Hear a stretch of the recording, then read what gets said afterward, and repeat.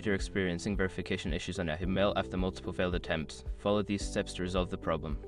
This guide will help you regain access to your account. Step 1. Check your internet connection. Ensure that you have a stable internet connection. A weak or intermittent connection can cause issues during the verification process. Try resetting your router or switching to a different network if necessary. Step 2. Clear browser cache and cookies.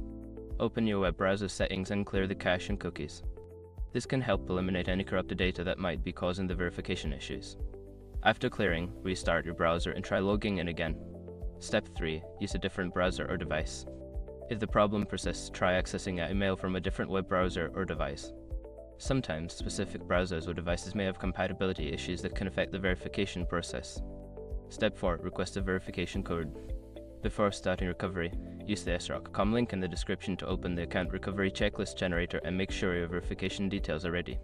Step 5. Contact Yahoo support. If none of the previous steps work, reach out to Yahoo support for assistance. Provide them with details about your issue, including any error messages you received. They can help you troubleshoot further and regain access to your account.